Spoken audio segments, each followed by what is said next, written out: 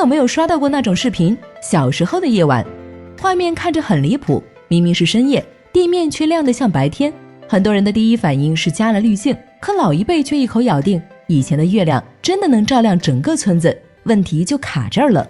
现在灯比以前多，夜晚按理说应该更亮才对，可现实刚好反过来，你站在现在的夜里反而觉得更黑更空，甚至有点压抑。那问题到底出在哪儿？很多人会说是怀旧滤镜，是环境变差了。说实话，这两个答案都太省事儿了，真正的答案有点扎心。月亮没变，变的是你。你可以自己试一下，把手机放远一点，什么都别看，就坐着，你能坚持多久？很多人连3分钟都撑不住，不是因为无聊，是因为不踏实。你会下意识想找点光，哪怕就看一眼屏幕。问题就出在这儿，人眼其实有2套模式，白天是高清彩色，到了晚上会自动切成一个更敏感的夜视模式。这个模式很厉害，能把很弱的光一点点放大，但有个前提，你得在黑暗里待够时间，不是几秒，是10几分钟。以前的夜晚是没有过渡的，太阳一下山就是真的黑了，没有路灯，没有广告牌，也没有手机屏幕，人待着待着，眼睛就会慢慢适应，变得对微光特别敏感。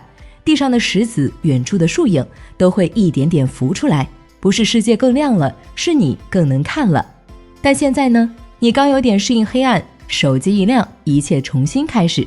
你可能觉得就看了一眼，但对眼睛来说，这一下就像闪光弹，而且你很快又会忍不住再看一眼。来回几次之后，你的身体就不陪你玩了，它默认你根本不会待在黑暗里，没必要给你开夜视模式。于是一个很真实但你不太会注意的变化发生了，你已经不太会在黑暗里看东西了。你以为是夜晚变黑了，其实是你变迟钝了。如果只是眼睛的问题，还不至于这么明显，更狠的是环境也变了。你回忆一下小时候的房子，白灰墙、土墙，颜色浅，表面还粗糙，看着不高级对吧？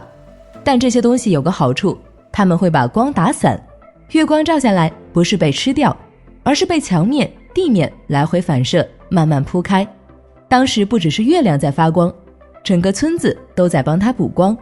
再看现在，外墙越来越讲究清一色的深色石材，什么大理石、花岗岩、深色瓷砖，全往墙上贴，看着确实更好看。但问题也很直接，要么反光很弱，要么只反一小部分。月光打上去，不是被吃掉，就是被弹走。原本能铺开的光被一点点削掉，再叠一层东西就更离谱了，背景光。现在的夜晚不是黑的，是灰的，远处的路灯，城市的灯光把天空染成一层发白的雾。这种光没有层次，不会帮你看清地面，只会把对比度抹掉。月亮不再是主角，它变成了背景，所以你看到的夜晚就变成这样，上面是灰的，下面是黑的，中间什么都没有。你说这种夜晚能不压抑吗？而且还有一个很真实的体验，你应该遇到过。你走在有路灯的地方，一切都很清楚，很安心。但只要你走出那一小圈光，外面反而更黑，甚至更吓人。这不是心理问题，是身体机制。强光会让瞳孔收缩，你一旦离开光圈，眼睛来不及适应，就会短暂失明。那几秒你是真的什么都看不见。以前没有这些强光，人眼一直处在一个比较敏感的状态，可以慢慢看到周围的细节。现在不一样，你被一个个光圈切开，只能在很亮和全黑之间跳来跳去。说白了，我们不是被黑夜包围了，是被光困住了。当你习惯了这种状态，有些东西就开始慢慢消失了，比如萤火虫。你认真想一下，你上次看到一大片萤火虫是什么时候？不是1、2只，是整片草丛一闪一闪，像小星星的那种。大多数人其实已经很久没见过了。现在年轻人不谈恋爱，不结婚，萤火虫也不谈了。人家萤火虫发光就是为了找对象，公的在天上闪，母的在草里回，这就是他们的聊天方式。但这个前提是周围必须够黑。你可以想象一下，在黑夜里点一根蜡烛，那肯定特显眼，但在灯火通明的地方几乎看不见。现在的路灯、车灯，各种灯，对萤火虫来说就是这种效果，直接把他们那点信号给淹没了。他们拼命发光，但就是没人回应。就像你在一个信号差的地方发消息，对方明明就在附近，但就是收不到，你发的再多也没用。萤火虫都单身了，自然后代就越来越少。但这还不算完，更狠的是，我们顺手把他们的饭碗也给砸了。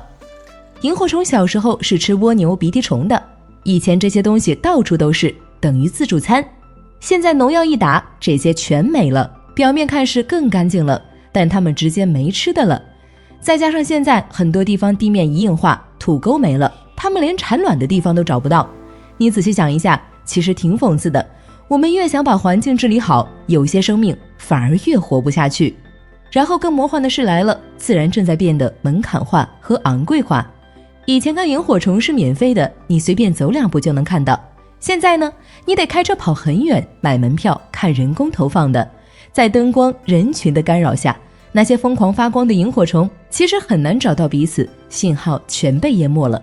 我们把自然清理掉，再花钱把它做回来，然后在那儿感动自己，说一句好怀念小时候。这事儿说实话有点反过来了。再往深一点，其实你自己也变了。你有没有这种感觉？小时候的月亮不光更亮，还更大更低。这不完全是错觉。